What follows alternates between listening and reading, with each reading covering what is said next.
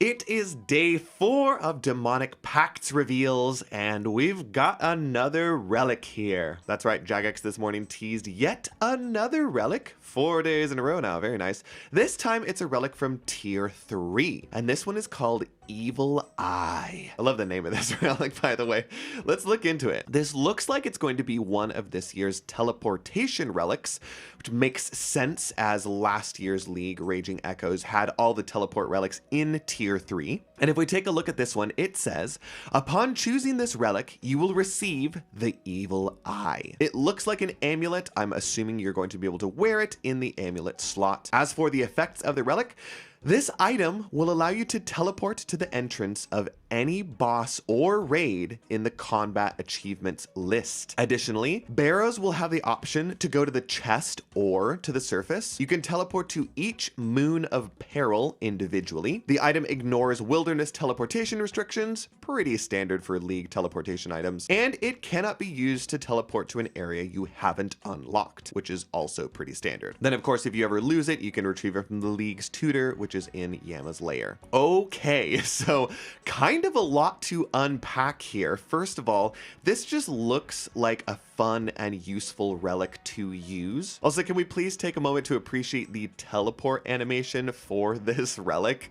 You just get engulfed into a giant eyeball, which consumes you, and then you end up in the location you want to. And also, yes, by the right-click options that you see here, it does look like you can wear it, and it's most definitely going to go into the amulet slot. I've got to say, this is an interesting take on a teleportation relic, mostly because I feel like it competes pretty directly with something like Last Recall or Total Recall. Now, obviously, those relics will have other benefits to them. You know, they're useful for doing quests, they're useful for skilling activities, they're useful for things other than directly killing bosses, but I feel like a lot of their use case is setting up your recall right outside of a boss lair, killing the boss once, teleporting away to restore health at a pool or the desert statue, and then teleporting right back to the boss so that you can just churn out boss kills really quickly. It seems like the Evil Eye really directly competes with that,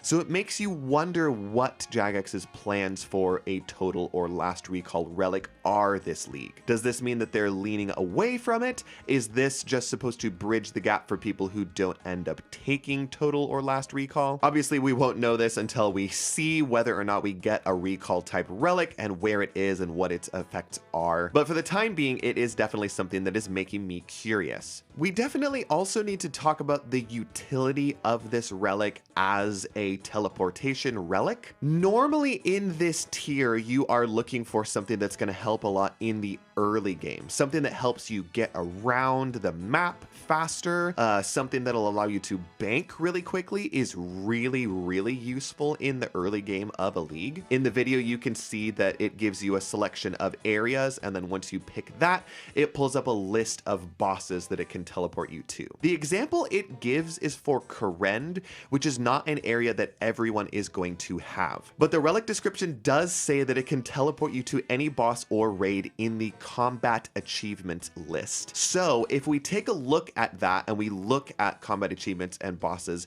that exist in Varlamore and Karamja, because those are the 2 areas that everyone is guaranteed to have, we can see if any of those look like they're going to be useful for those early game spots that you're really going to want to have. So I've gone down the list and tallied them all up for Varlamore and Karamja. Starting with Varlamore first, there are actually some pretty useful ones on here. I saw Amoxliatl, the Doom of Mokiatl, the Fortis Colosseum, the Huiquatl, Moons of Peril, and Vardorvis. I know that the Final Dawn quest, which unlocks the Doom of Mokiatl, isn't auto-completed, so I'm wondering if that teleport is going to be locked off until you complete that quest. That would make the most sense to me. I think we have our answer as far as, is there going to be a useful early game teleport in here? And I think that's the Huiquatl. I would assume it would take you directly into this lobby area here, which has a bank buffalo right next to it.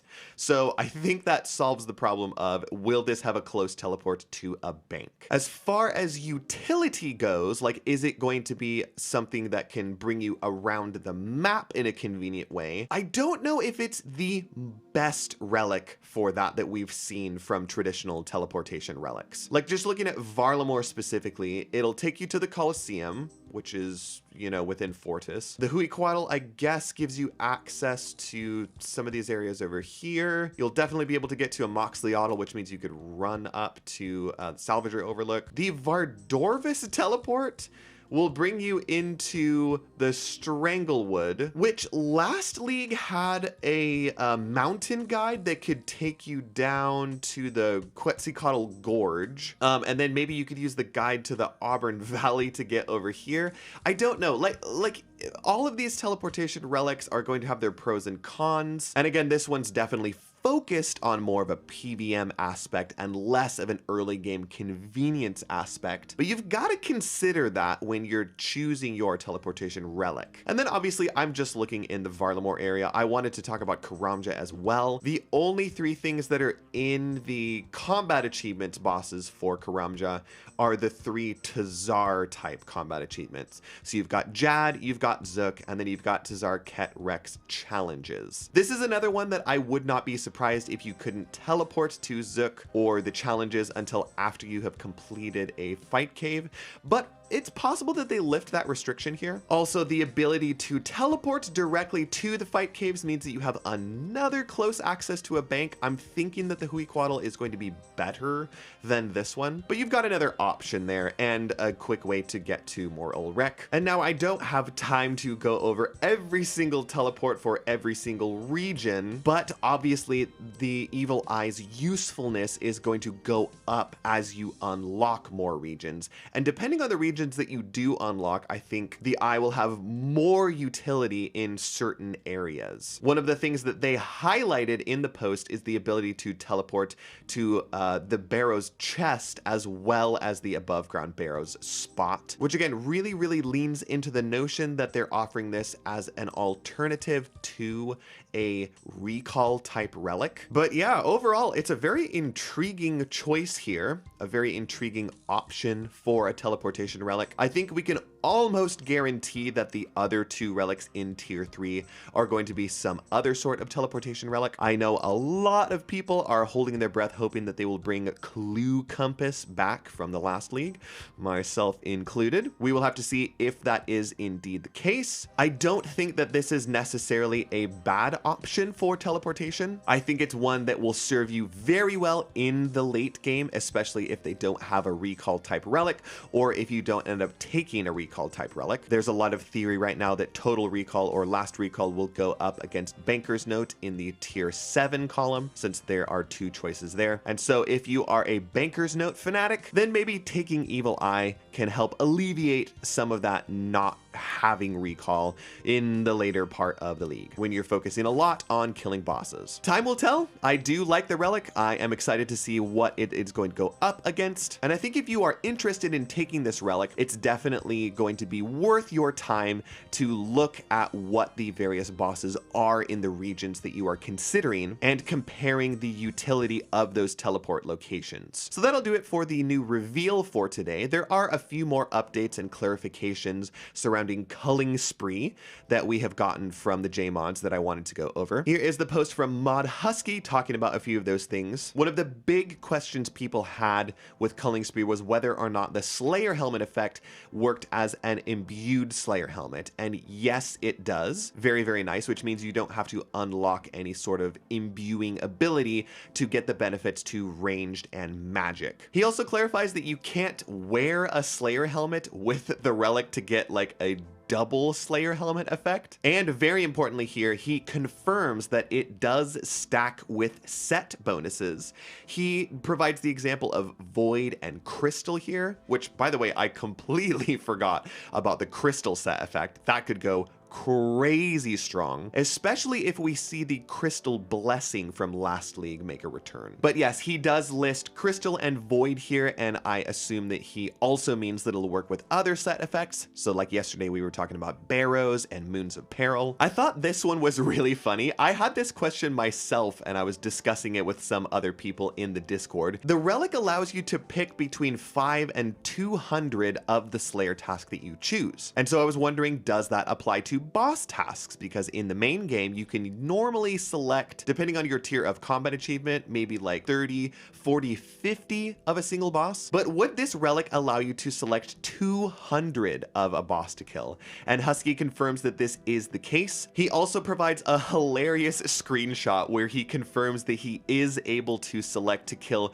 200 Jad or Zook, which he comically says that he does not advise doing. I would agree with this notion. Make sure you have some points available to skip tasks in case you accidentally select to kill 200 of a boss, complete it really early on, and then you are stuck with having to kill 200 of them. I'll tell you what, doing 200 Inferno in a row, even in a league with power-ups, does not sound like a fun time. So confirm that choice at your own risk. A few more points of clarification here. The Slayer helmet does function as all of its individual components. So think your face mask, your nose plug, your ear muffs. And then of course at the bottom here, we have clarification on what can be assigned as a boss task. And this is pulling directly from the normal Slayer boss task list, which is listed on the wiki, and it just means that it officially excludes things like raid bosses, Nightmare, Huicoatl, the Doom, which I know is going to be a bummer for some people. I think some people were holding their breath that the last league's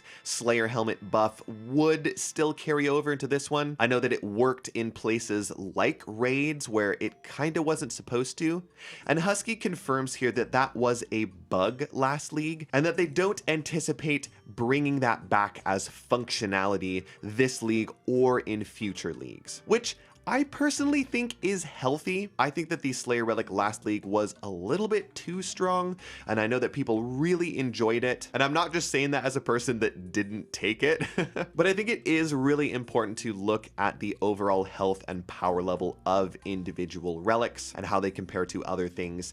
And having the Slayer helmet work on literally every single thing that you kill just makes it far too strong and really trivializes the Slayer skill too much so. And that is going to do it for today's update. As always, if you enjoyed this video, make sure you leave it a like. Consider clicking that subscribe button so that you can follow along with these daily updates that I'm making. Let me know down in the comments down below how you feel about the Evil Eye Relic. Are you excited about it? Do you think it'll have some uses? What other uses can you think of, especially those in other regions that I didn't talk about? Are there any teleports there that you think will be extremely useful, not just for things like bosses, but maybe it'll get you to an important hub or area? Help me theorycraft in the comments down below. That's gonna do it for today. I will see all of you tomorrow.